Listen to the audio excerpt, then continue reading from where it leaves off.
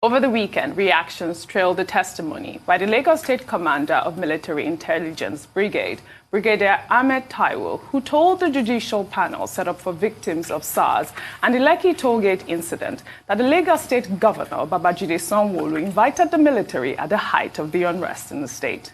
The brigadier disclosed that after the governor invited the army, he failed to communicate the change in curfew time to the military. He also expressed dissatisfaction that the governor reneged on his earlier call to the military. Well, let's take a quick look at what he said. The Nigerian army was not happy about two things.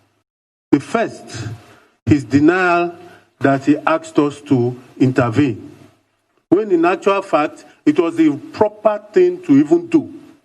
He called the Chief of Army Staff and called the GOC 81 Division and asked for intervention because the police had been overrun. Then two, I spoke with the governor and said the army was unhappy that he said he did not ask the army to intervene.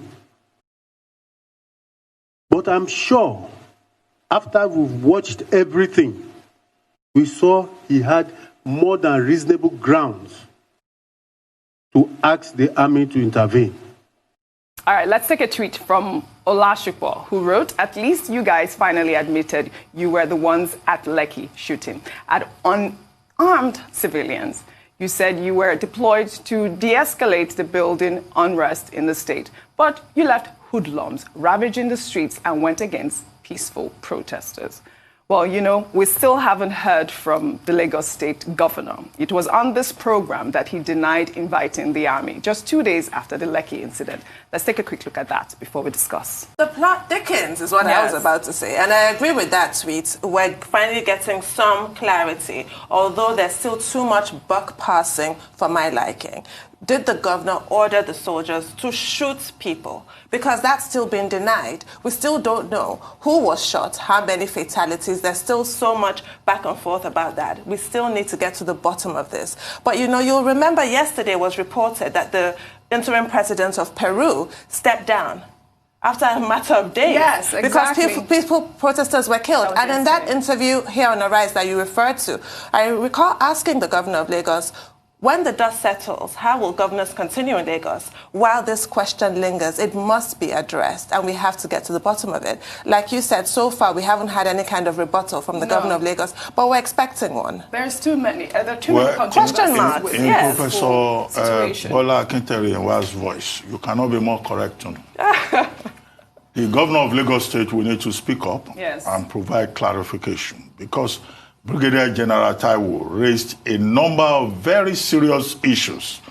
You will recall that when the governor appeared on this, when first he issued a statement, he said, oh, whatever happened at Lekki Tollgate was due to forces beyond his control. You know what, Dr. Abati, before you move further, let's listen to what he said so that we don't quote him out of context. No, I cannot quote him out of context. Exactly. Let's listen to it. Don't assume that. I know that. I'm just saying there are other things that he said as well. So let's listen to that.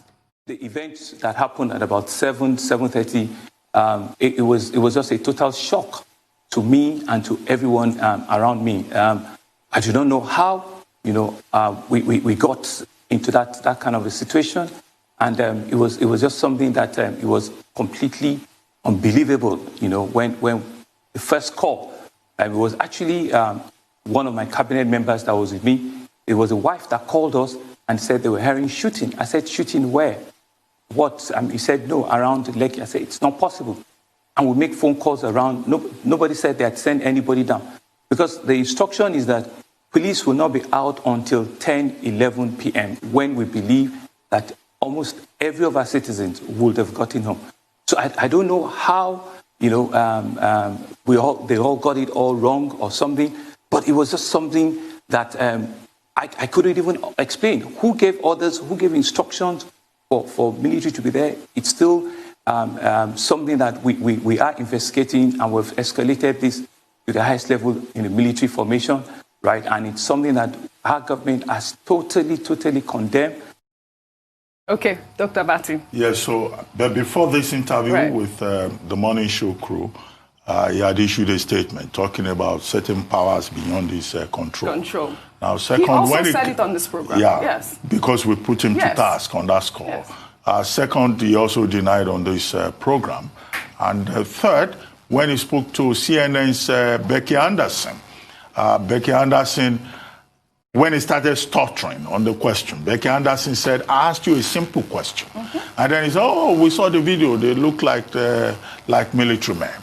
4, there's also an Alhaji Ganiat who spoke when the military insisted that the governor invited them, who said, well, they invited the military, the governor did not deny, but the military was not supposed to go there at 7 o'clock. And General Taiwo, before that judicial panel of inquiry on Saturday, raised all of these questions. First, he said they didn't get any communication that the time of the curfew had been changed.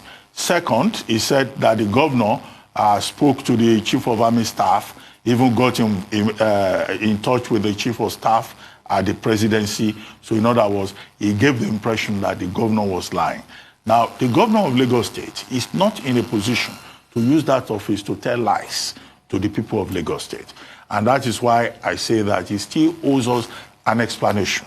Not through Alhaji Ganiat, who spoke, but he himself must come out and clear the air. However, at the panel, the counsel to Lagos State, Sh00ting, SAN, interrogated, cross-examined General Taiwo. And he asked him, okay, yes, you said the governor called for the military. Was he the one that gave the order that the military should deploy their men from H1 Div? But the gentleman said no, he doesn't have such powers. So I don't know how much that has helped the governor of Lagos State, but at least Taiwo was cross-examined by Sh00ting, SAN. Now, there was something that General Taiwo said. He said, look, the military, they use blank bullets. Now, even military experts have said, yes, the 6.72 millimeters bullet that was used and the 9 millimeters bullets that were used there, some of those bullets were live bullets. And so when he said, oh, we use blank bullets that will just scratch your skin, he himself said the chief of army staff deployed trainee soldiers, people who had just been trained 24 hours earlier, who probably do not even understand the protocol about internal security. That's how he was quoted. So he himself will need to provide further clarifications, because if you are going to manage such an important crisis like that, as described by General Taiwo himself, are you going to just carry a ragtag soldiers, trainee soldiers that have only received only one lecture in internal security? How would they know whether they should not go with live bullets or blank bullets? Who checked the bullets that they went with? So these are the issues, and then he accuses the governor of saying 2 people died. Other people are saying more than 2 people died. So there are still many gray areas that I hope that the judicial panel of inquiry will look into. And he also claimed that during the crisis, that soldiers were distributing water and drinks. When did the water and drinks and shawarma become part of the tools of managing internal security? So the whole thing is a joke. And we as civilians must continue to ask questions. So General Taiwo may have made his claims, but there are many gaps in his own story too.